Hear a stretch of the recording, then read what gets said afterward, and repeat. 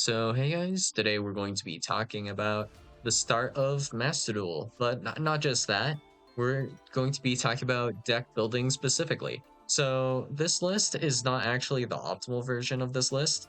There's something really wrong with this, like several things, but I can't be bothered to fix this right now. So, this is essentially Phantom Knights combined with Zombie World. And this deck, I used to have a very min-max version of this, this is not quite correct. And also, I guess Danger Jackalope was semi-limited, so that changes things a little. Yeah, just a little bit. The deck here had pretty insane consistency. I think there was something that needs to be changed regarding the Found Knight cards here. I don't know why this list doesn't have ragged gloves. Maybe this was a recreation based off memory, so it doesn't have like all the completely optimized ratios and whatnot. But anyway, well, I guess Baron isn't legal, so yeah, there's a bunch of little things here.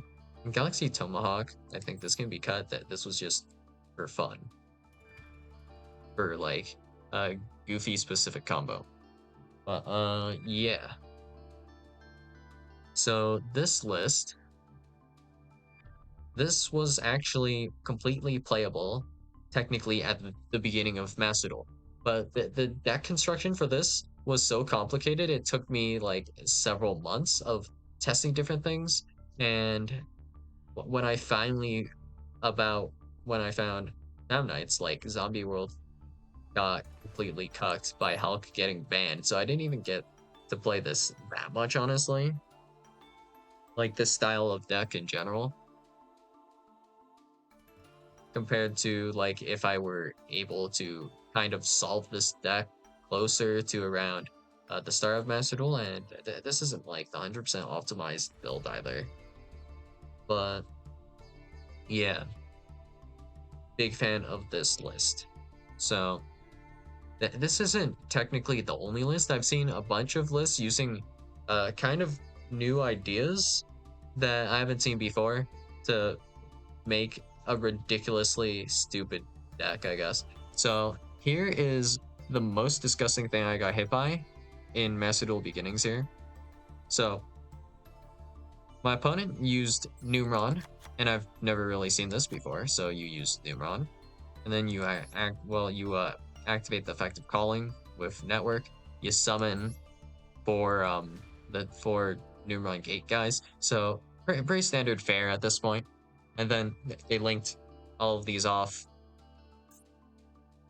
for Oral Guard.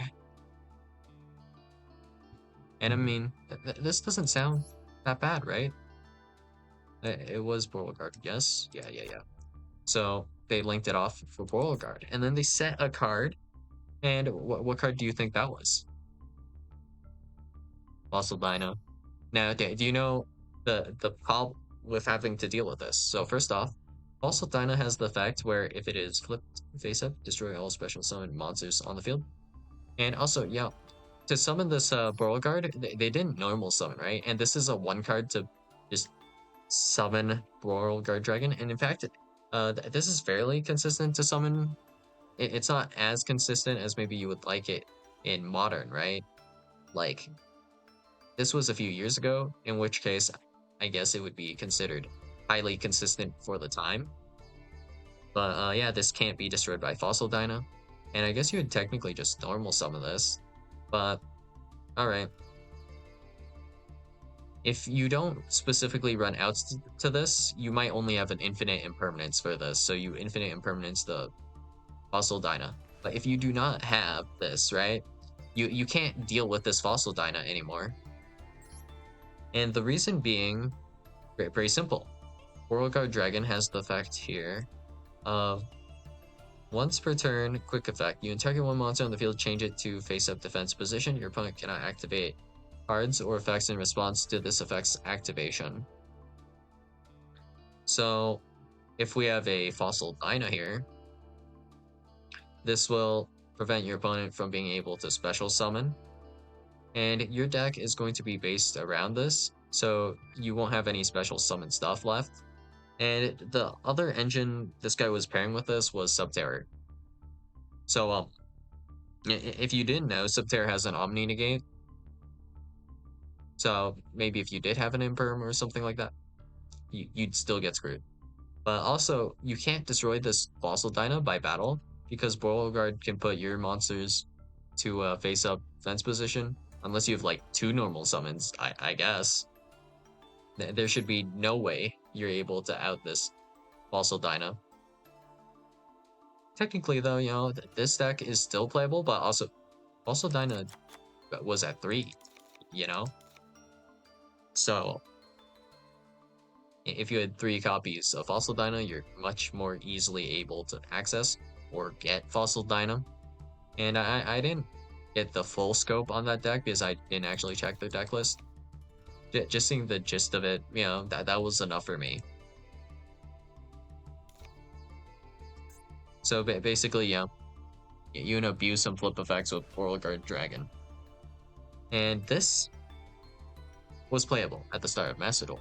And in fact, it was so good, I'm considering this to be like pretty good deck for the time, like around the start of Master Duel, that this would have been like fairly decent. It would have to compete with stuff like Tri Brigade and whatnot, which isn't even that bad, honestly, because Numeron was still just decent in general. Like, if we put in some going second cards as well instead of hand traps, that would be fine because of how boards worked then. There weren't that many like Omni Negate boards. There were some that also used True King, and you would just drop True King onto the field, right? So having some removal isn't that bad. So just for example, let's say my opponent summons True King of all calamities, I can drop like a Thunderbolt or maybe even a Kaiju. That doesn't really matter. Even if I can't OTK on the turn because True King of Calamities was activated before main phase, then we can still drop like an Apollosa or some sort of towers like Aphromax, for example, and then my opponent might not have an out for that, and then they'll just lose uh, later, kinda, I guess. So that's fine. And also, I guess decks also, it wasn't as common to have decent follow-up, like just around this period of time. The only deck with like decent follow might have been like Tri Brigade, honestly, with Revolt and then summoning these guys and then sending them to the graveyard. And then you can like do Nerval's Effective Search, I guess, right? That might have been it. Virtual World had the ability to special summon back Shen, and that was pretty much it. Honestly, if you board break them, I don't expect them to be able to do more than special summon Shen back. Aside from that, you'd be top decking something, right? But essentially what I'm getting at here is that, well, despite certain cards or certain decks being considered like, meta, like, oh, this deck is broken, that deck is broken. This true strongest deck, like, let's assume it was that Numeron stuff, or maybe even this list here. Because these were kind of like developed probably later. Absolutely, by the time these decks were like completed and or found, I suppose, the meta is kind of like over regardless, and these might not be considered the best decks anymore because so many new cards have been released since this deck has finally been kind of like completed or finished. That if it was the best deck at a certain period in time, it was never played during that period because the deck concept hadn't even been fully established, nor the deck build, right? Because min-maxing these ratios actually took like an obscene amount of time for me, from what I remember. And this isn't even fully done yet because technically the completed build had Small World, but this version is still like playable, I guess. Just for example, with a test hand, this would have been pretty insane at the time. Like we have Intersuit Chinoko, Danger Mothman, and we have lines to play fairly well against Mexi, honestly. So it's kind of situational, but Tsuchinoko and Mothman, these have optional effects to special summon. So the amount of times with this hand that I would special summon, I can narrow this down to once. And the first thing I would want to do, honestly, is either I could bait out Ash with a danger if my opponent is bad. If I respect my opponent, I guess I could do Uni Zombie normal summon, and then I can send Banshee to activate Zombie World. And considering, like, to an extent, Tri Brigade was considered meta at this point, converting all of their monsters into zombies makes their deck unplayable, so that could be game winning by itself. And then we can just send Glow Up Bloom for Doom King, and that's two really good interactions. Unfortunately, I have no hand traps here in this hand, which I only have Ash Blossom Geospring anyways. But you know, it's chill. Well, actually, wait, we have Bell as well. And technically, Fogblade would have helped with this, but you know, all good. This hand, this is full combo, like really full combo. We have Dark River plus Danger Nessie. This goes insanely hard. So I believe the combo line is probably something like Dark River, send Danger Nessie. We do this part of the combo, normal summon Mezuki, so we can go like Mezuki plus Dark River, make Dugaris, bring back the Dark River, sending Banshee. And if we had another better Dark in hand, well, we could set it up actually by sending like Ancient Cloak, grabbing Silent Boots, and then we can discard this as well. Yeah, we could do something like that. Because we can reborn Dark River with Mezuki because Zombie World will be active with the Banshee. So that goes pretty hard. And yeah. If we get drolled, it wouldn't even be that bad, honestly, yeah. Well, yeah, a lot of these hands are insanely cracked and end on, well, with this board, we're ending on like Hulk. We can do Vampire Sucker draws if we want, and we can go into Apollosa. We can do all of these things really, and you know, Dagda, Scythelock, we can do that also. If we really want, I think we could technically make Formula Synchron. If specifically though, we had Baron, we could have made that as well on the first turn, alongside Apollosa. But Baron's not even released yet, technically, at this point in time, so it's fine. You don't really have any good Synchro 10s to go into at the moment, which kinda sucks. But aside from that, that deck list, pretty crazy, I'd say. So, in terms of other decks that could be played at this current time, well, let's see. What was reasoning at for this? 3. Paleo. My brain is like fried. Paleo. Frog. Oh yeah, you have Totally Awesome still. You could have played Paleo Frogs technically then. Oh, for this event. Yeah, that would have been nice, I guess. But also, you know, a degenerate format, you have 3 of skill drain and all that nonsense. Yeah. Incorporating those cards might have been like more efficient. Or maybe there's like yet another version of Zombie World that is like perfect for basically this format. But I just don't recall, or I haven't went and built it yet. And there's no point in really building it now because the format's like past it's kind of gone, right? So nothing you can really do about this. I think we could remove Astral Creepo from this though, and then like Galaxy Tomahawk as well. I think that would increase the consistency a little bit, maybe. Well, yeah, this list can play through Nib and a bunch of other stuff. Depends on the hand though, I guess. It really did depend on the hand for a lot of decks though. For a bunch of different things. In terms of other strategies, what other things could we play at the start of Master Duel that wasn't Eldlick, Stun, or other things? I wonder. Because technically, I guess that this was made later. If I recall correctly, that this is actually ridiculously consistent, regardless of the fact that bots were using it. We have uh, Dynamite FTK. This was actually technically all of the cards were playable for this at launch.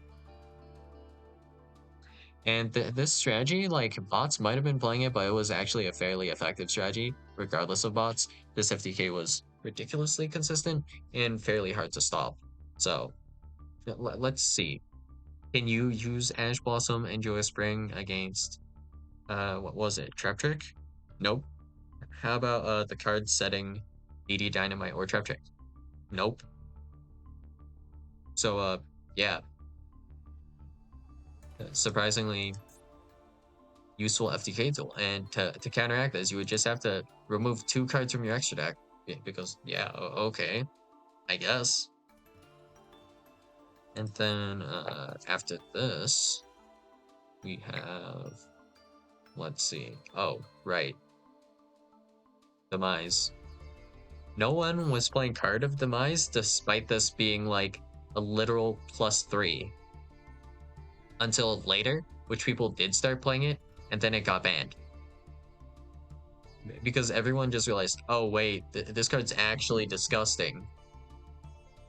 I feel like this might have been like semied or at 1 at some point for some reason. I vaguely remember something like that, or maybe it was straight up banned. It was too long ago, don't remember. But either way, yeah. This card is ridiculously sacking you, and yeah. Draw 3. This is not as good as Prospect in the sense that Prospect excavate 6, so you can consider it like digging 6 cards deep and then adding 1 specific card, which would be a little bit better than Card of Demise in certain cases, like when you're looking for 1 card. But if you're trying to look for certain cards, Card of Demise is ridiculous. So let's assume in my hand I have Pot of Prosperity, Card of Demise, the other few cards. I don't really need to care about them. I will set my entire hand, pretty much, and then I will activate Card of Demise to draw 3. Well, you do need to put 1 card into graveyard technically to be able to fully draw, because you draw up to 3 cards. But either way, we could activate Card of Demise, and then we can activate the effect of like Pot of Prosperity afterwards. And then we could set the card we added off of, or yeah, Prosperity, or not Prosperity, Demise, and Duality. And then we have 5 perfectly selected back row to floodgate you out the game. So like, if I have Skill Drain, Rivalry, Tikaboo, whatever, and then I can just drop a Solemn if you have back row, or I could have digged for like Imperial Order, something like that, right? And then you're absolutely cooked. I guess you would have a normal summon probably, so you would probably just do a normal summon, and that's probably how you get your hand cards down from 5 to probably around 4, which is what you would want to do this. You could also do technically like Card of Demise, and then like Desires. Or maybe, could you do Extrav? I'm not sure. I would have to double check those cards. But also, yeah, like, all these pot cards were at 3. You have 3 Duality. You have 3 Desires. You have 3 Prosperity. It's like disgusting. Absolutely hate this.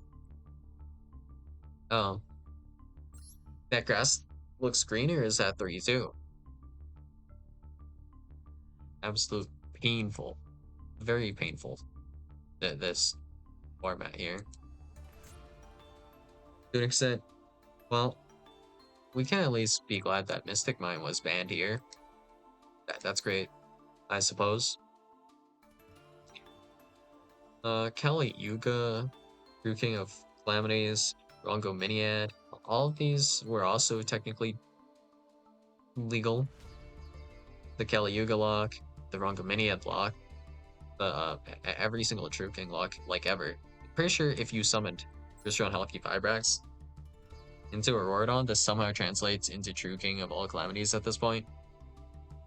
And then after they release Cupid Pitch, you just have Baron and stuff alongside the True King maybe. Don't fully remember. I'm not sure it really matters at this point, honestly. Even if you ban True King, it still ends on like Colossus Baron with Warlord Savage. Yeah. Something like that. Great, I guess. So yeah. Who knows what other decks were actually low-key playable and maybe could have been legitimately the best deck. And you could even look at different formats, even like the current one. Like, let's say Malice and Ryzeal were both at legitimately full power again, right? Well, I guess it's event banless, but yeah, just imagine these two decks, neither of these are actually the best deck. Like, let's assume that they're actually like the fifth best deck, genuinely. And there are four better decks, but no one has been able to build or find these decks because they're just like so hard to think up, like the synergy between them. Like, for example, this isn't actually like that insane, but there's like insane synergy here. So let's go to Unlimited real quick. So we have Memento, right? What deck do you think I paired with Memento to utilize the Memento effect? So we have specifically the key card I want to care about here is Memento Lin Fusion, and then we pair this with Altergeist. And the way we get into and finish the Altergeist combo, because all of these guys have an Altergeist lock, you know, kinda. Well, not really an Altergeist lock. They're just only able to be made with Altergeist monsters, every single one of them. So the idea is very simple. We actually link climb into Promethean Princess, and we utilize Extia effect to search. When we send this into the graveyard, we grab. It will be specifically a Pukri, and when we bring this back with Promethean Princess, so we send this to the graveyard to make Promethean Princess to trigger the search, and then we special summon this back with Promethean to grab Pukri. Then, while these two are on the field, because, well, this won't be on the field, this will be in your hand, I can use this in hand to link summon an Altergeist monster, which there is only one Fire Altergeist monster, specifically a Link one, or not Link 1, but a Link what? Oh, okay, that's confusing. A linked to Fire Monster, which there is only one of. But not actually. It's not it's not semi-limited or limited either. Man, this is confusing. So either way, we just made a second Hextia, so you have one on field, one in the graveyard, and then you link off, specifically it'll be Promethean Princess plus one other monster for what's his face? Ambloale. And then we're going to pop Ambloale with Memento Infusion. Which, if we were doing the Memento combo anyways, we usually leave one body for this. So that one body, we can just link that off with the Promethean Princess to make the Ambloale anyways. Pop that, and then that triggers Ambloale's effect, where if it is destroyed, it allows you to special summon a link to or lower link monster or something. So either way, we special summon Hexia, and would you look at that? Now all of a sudden we have 4 Altergeist worth of material. We could technically make Banshee, but this requires you to tribute another Altergeist monster, apparently. So instead, we can, you know, just very simply link summon into Adminia using these two. So we're able to go into Adminia with the Altergeist cards here, combined with the Memento cards, which is honestly an achievement if you ask me. Considering that this can be done as like, well, kind of a 2-card combo, which I think was a pretty impressive find from me. Now, the issue with this specific build is like, Altergeist cards suck, the Memento cards are okay. But yeah, the Altergeist cards suck, essentially. So that was one of the big things that made this deck list not that great. I guess if we play some Imperms and more Multi-Fakers, that would do something. But also, I'm pretty sure I didn't even play Multi-Faker in this build. If I did, it was at 1. If I didn't, it was reasonable because this is where a lock was just on this, and this was kind of a brick related that I didn't need to play for this specific combo, so yeah. It also cuts me off of like Promethean Princess and other stuff if I were to special summon this on the second turn. So not great in that in with that idea either. But yeah, great crazy stuff, right? Now that this was never meta, but do you understand like if I did not find this, I'm pretty sure it would be like years before someone else finds this because this is so niche, so specific, and required such out of the box thinking, honestly. Glazing myself a little bit here, but yeah. Who else would find this but me? I guess. So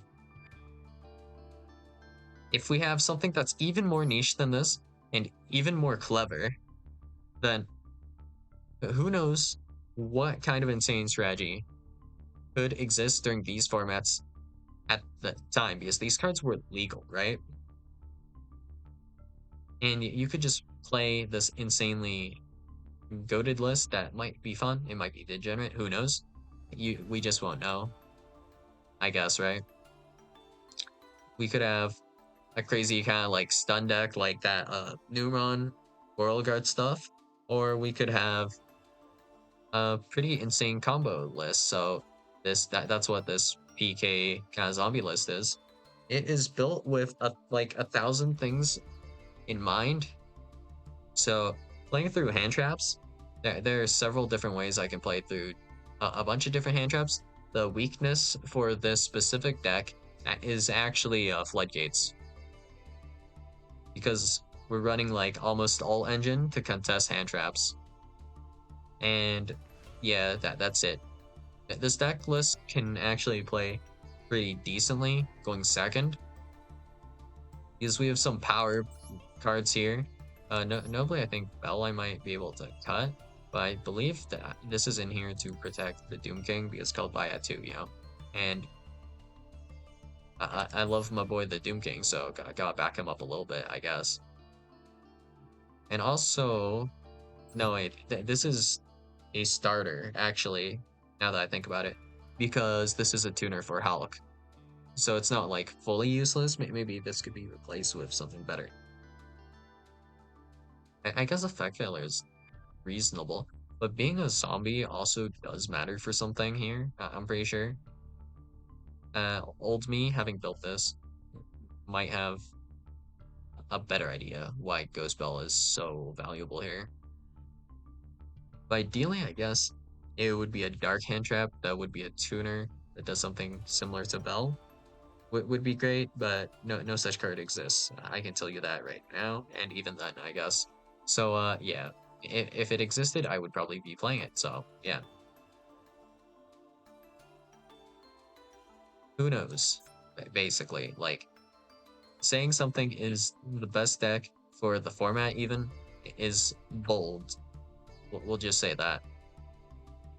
But yeah, I mean, stun is still ridiculously efficient. I'm not sure if there's a deck that could sneak some kind of acro removal somewhere consistently, and you'd have a good way to deal with like stun, I guess. Then, notably, you would have to do so without special summoning, I guess. And you probably only want one monster on the field, if any. That's also an aspect. Inspector Border was probably at 3 too, so you not being necessary to activate monster effects could also be key, potentially. But yeah, that's all I got for you guys today, and I'll see you guys in the next video. Bye.